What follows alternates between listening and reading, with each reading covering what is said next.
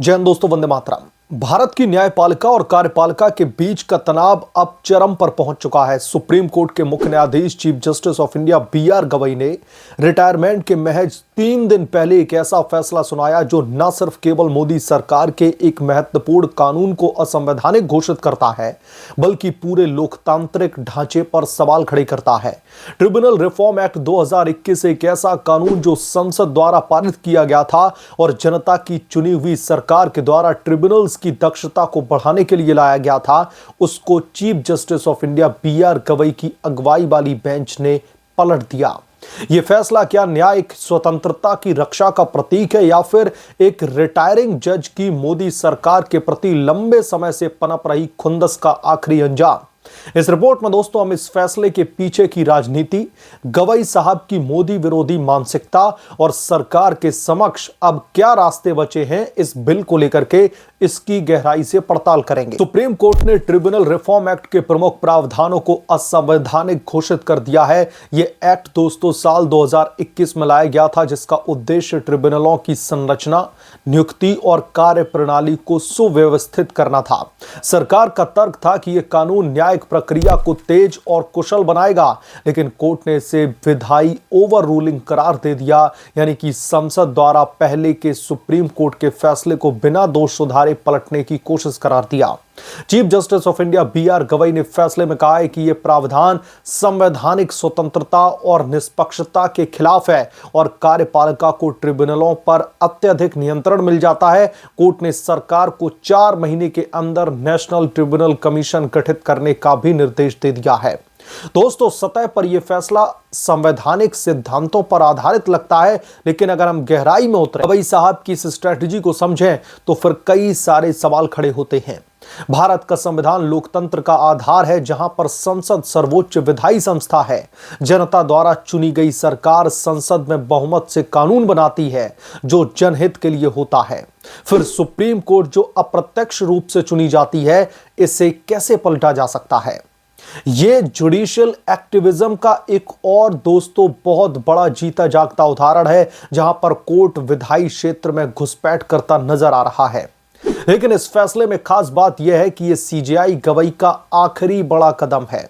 23 नवंबर को, यानी कि आज से ठीक 3 दिन बाद, chief justice of India B R. Gavai retire हो रहे हैं। गवई साहब ने रिटायरमेंट से ठीक पहले यह उपहार सरकार को दे दिया। क्या यह संयोग है या फिर पूर्व नियोजित? फैसले के दौरान बेंच में 2 जज थे, chief justice of India B R. Gavai और जस्टिस के विनोद चंद्रन।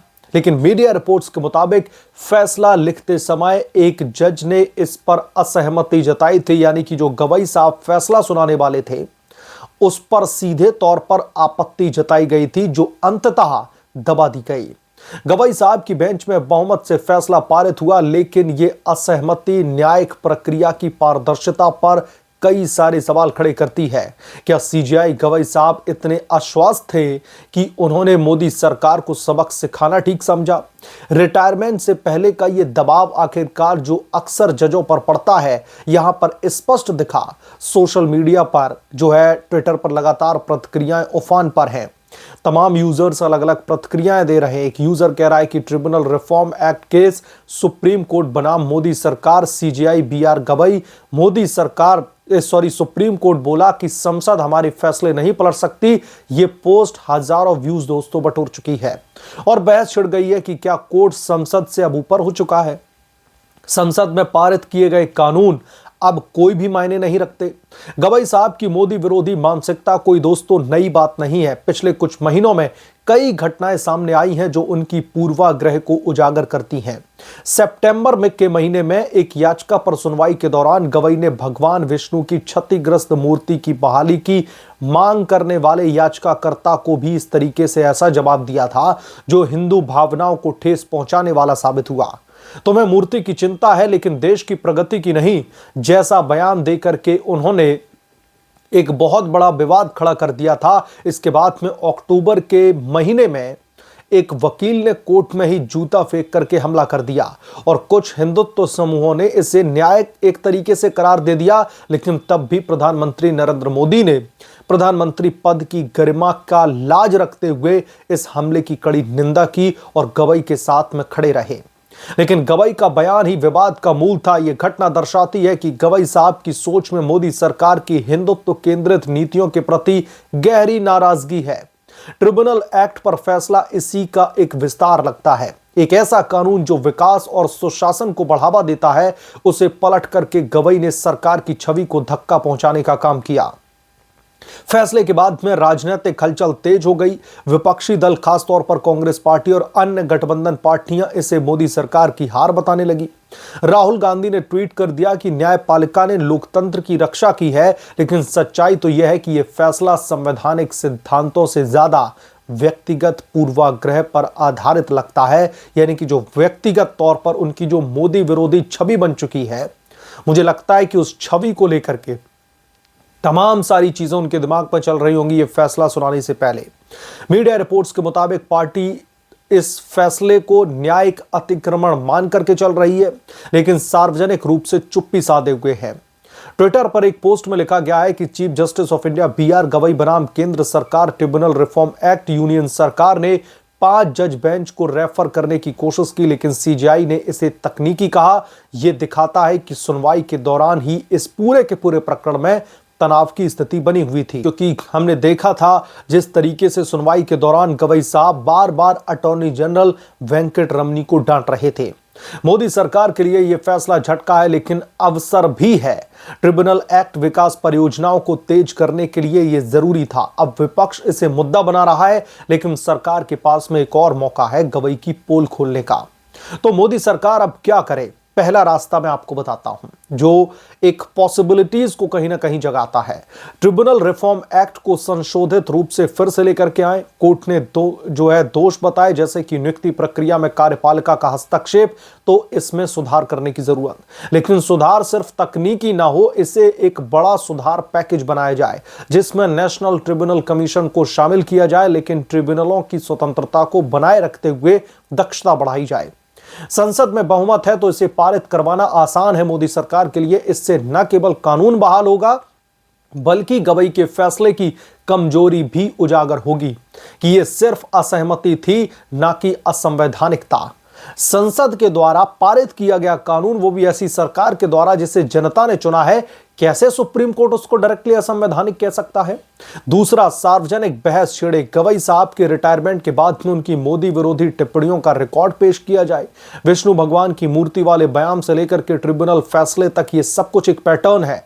बीजेपी के प्रवक्ता संबित पात्रा या फिर अमित मालवीय जैसे नेता इसे संसद और मीडिया में उठाएं, जनता को बताएं कि चुनी हुई सरकार के फैसलों को कैसे पलटा जा रहा है। तीसरा, लंबे समय का समाधान है, जो कि न्यायिक सुधार है। कोर्ट की शक्तियों को परिभाषित करने वाला कानून लेकर के आए, जो जुडिशियल रिव्यू को सीमित करे। संविधान के अनुच्छेद 368 के तहत संसद को यह अधिकार है। इससे भविष्य में ऐसी रिटायरमेंट गिफ्ट्स रुकेंगी। इस एक तरीके से रिटायरमेंट गिफ्ट ही समझे मोदी सरकार, जो गवई साहब करके जा रहे हैं। CJI गवई का यह फैसला इतिहास में दर्ज हो जाएगा, लेकिन गलत कारणों से। रिटायरमेंट से पहले मोदी सरकार को निशाना बना करके उन्होंने अपनी खुंदस निकाली है, लेकिन इससे न्यायपालिका की विश्वसनीयता को भी ठेस पहुंची है। जनता ने मोदी को चुना है विकास के लिए, ना कि जजों की व्यक्तिगत रंजिश के लिए। सरकार को अब सक्रिय होने की जरूरत है। एक्ट को एक बार फिर से ला करके न केवल कानून बहाल करें, बल्कि गवई की मोदी विरोधी पोल को भी पूरी तरह खोला जाए।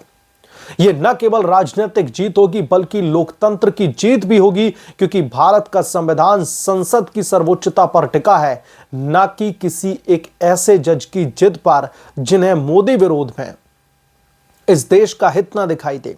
हो सकता है उसके पॉइंट ऑफ व्यू से इस पूरे के पूरे केस की वजह से इस देश का हित ना हो रहा हो, उन्हें लग रहा हो कि जुडिशरी में कहीं ना कहीं इंटरफेरेंस, कहीं ना कहीं हस्तक्षेप सरकार का दिख रहा है उन्हें।